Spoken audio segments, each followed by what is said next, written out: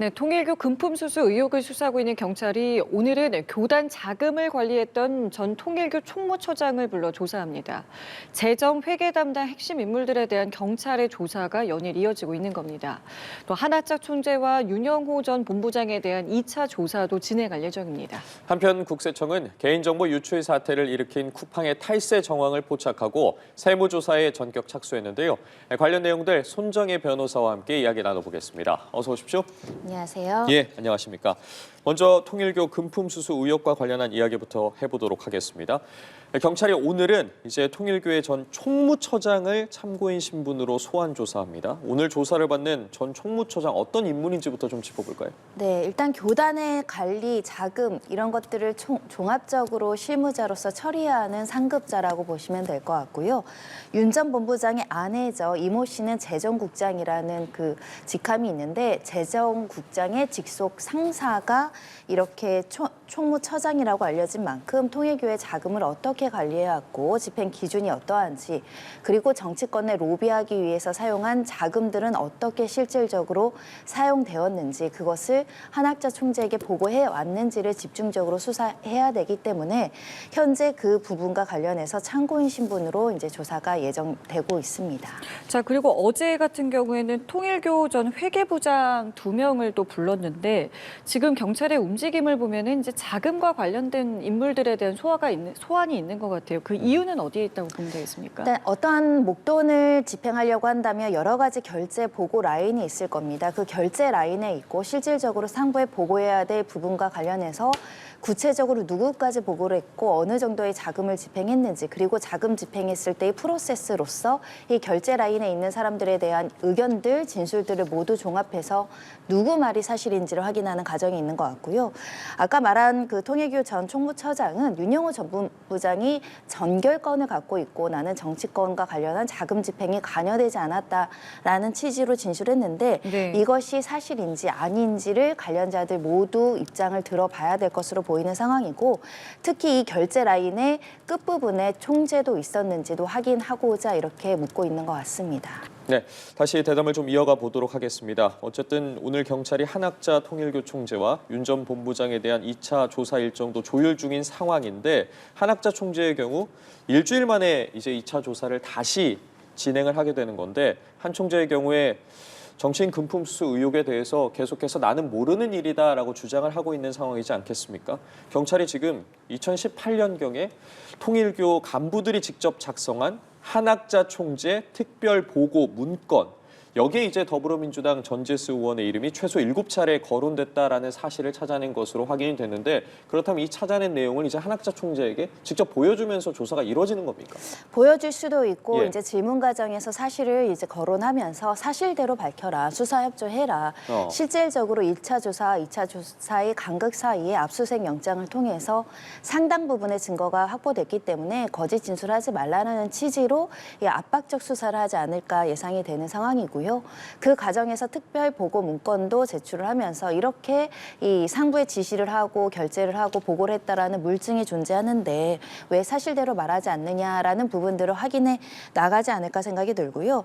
특히 한학자 특별 보고에 이제 전재수 의원의 이름이 이제 최소 7차례 등장한다는 것인데 거기에는 특정한 날짜가 기재되어 있고 이 미팅이라는 구체적인 날짜가 있거든요. 그렇다고 한다면 실제 전현과 만났다라는 이런 문건이 존재하고 관련한 출입 기록이 존재하고 관련자들이 목격을 했다라고 이야기를 한다고 한다면 한학자 총재 입장에서는 이런 객관적인 증거와 사실을 다 부인하고 나는 만난 적도 없고 이와 관련한 지시를 한 적도 없다라고 이야기하기에는 합리성이 떨어질 가능성이 있기 때문에 지금까지 확보된 증거로 다시 2차 조사 과정에서 진실을 확인하고자 하는 진술 조사를 하고 있는 것으로 보입니다.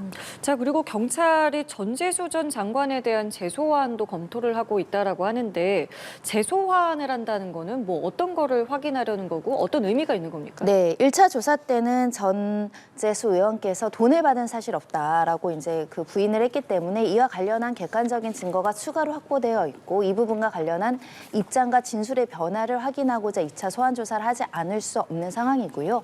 특히 아까 말씀드린 것처럼 결재 보고 라인이라든가 특별 보고 형식으로 실제 날짜가 구체적으로 기재된 여러 가지 가지 내용들의 문건이 실제로 사실인지 아닌지 그리고 출입 기록과 대조해 보면서 피의자 신문 과정에서 나온 진술의 신빙성을 이제 따져 묻기 위해서 2차 조사를 하지 않을까 생각을 하고요. 1차 조사 때 객관적인 물증이 없는 상태에서 만연히 부인하던 피의자들이 객관적인 물증을 제시했을 때 일부 자백하는 것으로 입장을 변모할 가능성이 있거든요. 그런 측면에서 1차, 2차 소환을 비교적 신속하게 함으로 인해서 진술의 변화가 있는지를 확인하고자 하는 것 같습니다. 전재수 전 장관의 경우에 압수수색 영장에 지금 정치자금법 위반하고 뇌물죄 이 두 개가 다 적시가 된 상황인데 경찰이 그렇다면 진행하고 있는 수사를 통해서 둘 중에 어떤 혐의를 적용할지 이제 선택을 하게 되는 겁니까? 일단은 주의적, 예비적으로 기소할 가능성이 있기 때문에 두 가지 다 염두하고 수사를 진행한다라고 봐야 될 것 같고요. 예. 특히 두 가지를 다 염두할 수밖에 없는 처지가 공소시효 만료의 문제가 있습니다. 2018년 12월에 공소시효가 일부 만료될 수 있는 가능성이 있고 특히 지금 건네졌다라는 고가의 시계 같은 경우는 이 어떤 시계인지가 물품이 특정, 그러니까 어떤 시리즈인지가 확정되지 않아서 가액이 지금 특정되지 않고 있거든요. 뇌물죄로 가중처벌하고 공소시효가 늘어나기 위해서는 금품 수수한 금액이 3천만 원을 넘어야 됩니다. 현금은 2천이라고 특정되어 있는데 시계가 예를 들면 880만 원이다. 그럼 3천만 원을 초과하지 않겠죠. 그런 문제 때문에 추가적인 수사나 이 시계가 실제 어떤 품명이고 어떤 가액인지도 확인해야 되고 그게 어디 있는지도 확인해야 되기 때문에 전재수 위원으로부터 이 부분을 집중적으로 묻지 않을 수밖에 없고요. 그러다 보니 수사기관에서도 정치자금법 위반일 여지가 있고 또 뇌물죄로 더 가중처벌될 수 있다는 것을 모두 열어놓고 수사를 진행하는 것이고 실제 통일교 관계자들 입으로부터 특정한 현안인 한일 해저터널을 직접적으로 또는 묵시적으로 청탁해온 구체적인 어떤 증언들을 다수 확보하는 것이 가장 중요하지 않을까 합니다. 자, 그런데 지금 정치권에서는 통일교 특검에 대한 부분들이 이제 논의가 되고 있기 때문에 지금 경찰이 지금 수사하고 있잖아요. 그렇게 되면 이 경찰 수사는 어떻게 되는 겁니까? 뭐 상관없이 진행될 수 있습니다. 다만 이제 특검이 실제로 일을 하게 되는 시점에는 보통 특검법에서 관련 수사 기록을 인계받을 수 있도록 되어 있기 때문에 그간 경찰에서 했던 수사의 기록과 증거는 모두 특검에 인계될 수 있고 또 일부 특검 내의 수사 인력을 충원할 때는 기존의 수사 인력이 와서 이제 수사를 협조하는 가능성이 있기 때문에 특검법과 상관없이 우리는 신속하게 빠르게 이 증거를 찾겠다라는 것이 지금 국수본의 입장입니다. 알겠습니다. 자, 이번엔 주제를 좀 바꿔보도록 하겠습니다. 쿠팡 대규모 개인정보 유출 사태 이야기를 해볼 텐데 국세청이 지금 쿠팡 자회사에 대한 특별 세무조사에 돌입을 했습니다. 투입된 인력만 지금 150여 명이고 국제거래조사국까지 투입이 됐다고 하는데 어떤 의미로 봐야겠습니까? 네, 일단 쿠팡 같은 경우는 국내에서 수익을 많이 창출을 하지만 본사는 미국에 있다 보니까 국내의 자금이 수익이 가다하게 미국 본사로 가는 것은 아닌가, 혹시 탈루나 세무 조작이 있었던 것은 아닌지, 그래서 국내에서 낼 세금을 줄인 게 아닌지를 검토하겠다라는 것인데요. 일단은 재계 저승사자라 불리는 조사 사국도 나섰고 국제거래조사국도 투입된 만큼 한국과 미국 내에서의 회계의 흐름을 모두 살펴봄으로 인해서 중요 사건으로 분류해서 법인세를 탈루했는지 또는 관련한 회계와 관련한 부정이 있는지를 집중적으로 살펴보겠다라는 방침입니다. 이 공정위에서도 지금 강제 조사권 도입을 추진하려고 합니다. 지금 영업정지 처분 가능성을 염두에 두고 하는 움직임으로 보이는데 강제 조사권이라는 게 어떤 것이고 이게 실효성은 어느 정도 있는 건가요? 네, 이것은 쿠팡 문제 전부터 사실은 요청되었던 이야기이긴 합니다. 공정위가 이제 여러 가지 조사를 하는 과정에서 여러 가지 조사 관련해서 자료를 제출해라라는 명령의 권한은 있지만 대부분 이제 임의 제출의 형식으로 이제 자료를 받다 보니까 공정위에서 혹시 과중한 그 가징금 같은 거를 내릴 수 있는 행위로 뭐 부당 이제 그 담합행위 이런 것들이 있는데요. 자료를 제출할 때 이 기업들이 임의로 제출하는 과정에서 누락하거나 은폐시킬 가능성이 여전히 존재하죠. 그래서 강제 수사가 가능한다고 한다면 이 압수수색 영장을 통해서 자료를 가져올 수 있는 수사권이 확보되다 보니까 이렇게 강제 조사권을 도입을 해서 증거 확보의 실효성을 기하자라는 논의가 있는 것이고요. 다만 과거에는 이렇게 공정위까지 까지 이렇게 영장이나 강제 조사를 한다고 한다면 기업을 위축시킬 수 있다. 이런 우려 때문에 이제 논의 중에 있었던 상황인데 이번에 이렇게 쿠팡 상태로 공정위가 철저하게 조사를 해야 되고 증거를 확보해야 된다는 차원에서 이런 강제 조사권을 적극적으로 도입을 검토하고 있는 상황이다 보니까 예전보다는 실제로 도입 가능성이 좀 높아졌다라고 평가할 수 있습니다. 알겠습니다. 추후 조사 상황 살펴보도록 하겠고요. 이번엔 또 다른 주제를 살펴보겠습니다. 최근 저속 노화라는 트렌드를 이끌면서 유명세를 쌓은 정의원 박사가 사생활 논란으로 지금 동료였던 여성 연구원과 고소전을 벌이고 있는데 지금까지의 상황 좀 먼저 짚어볼까요? 네, 양쪽 다 지금 고소 사건이 접수돼서 수사가 진행될 수밖에 없는 상황입니다. 최초로 정의연 박사가 먼저 A 씨에 대해서 이제 스토킹 혐의 그리고 공갈미수 혐의로 고소를 했었고 이에 대응해서 A 씨가 오히려 나는 위력에 의한 성폭력의 피해자라고 주장을 하면서 강제추행과 스토킹 등으로 지금 고소한 사건인데요. 예. 일단은 정의연 박사 같은 경우는 가다한 금품을 요구하고 심리적으로 압박하고 원치 않는 뭐 찾아오기 또는 아내에 대한 접촉 이런 부분들 때문에 정신적 고통을 받고 있다라고 주장을 하고 있는 상황이고요.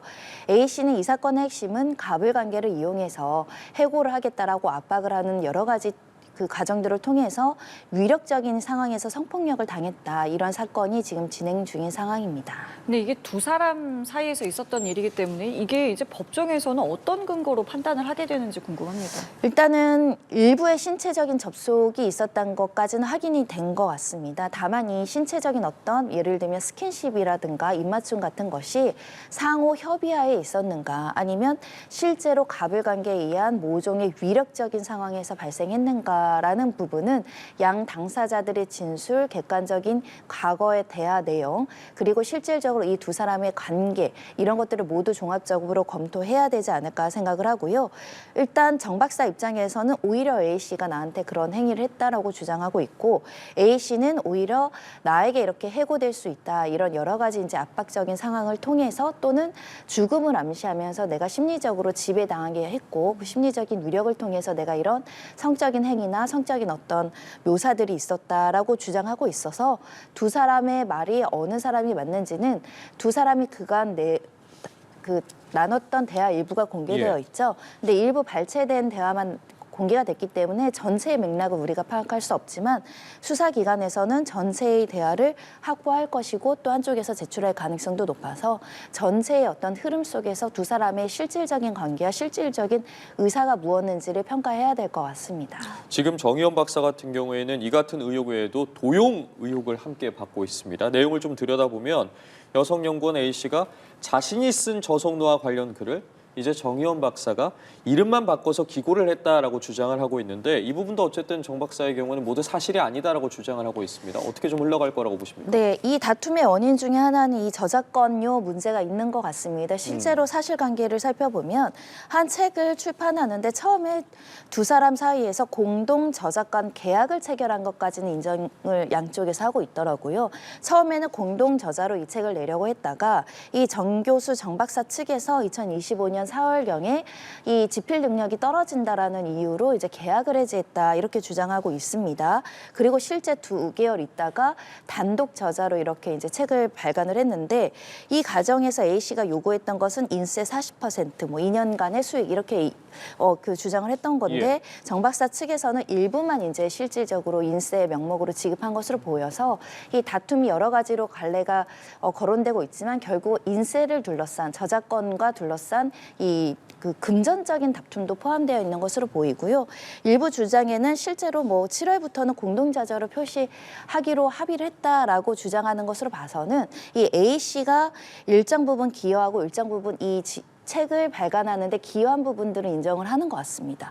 다만 이와 관련해서 아까 말씀드린 뭐 성폭력이다 아니다 아니면 먼저 스토킹을 했느냐 안 했느냐 이런 형사적인 문제가 발생을 하면서 합의가 좀처럼 쉽지 않아 보이는 상황입니다. 알겠습니다. 오늘 관련 내용은 여기까지 짚어보도록 하겠습니다. 지금까지 손정혜 변호사와 함께했습니다. 말씀 감사합니다. 고맙습니다.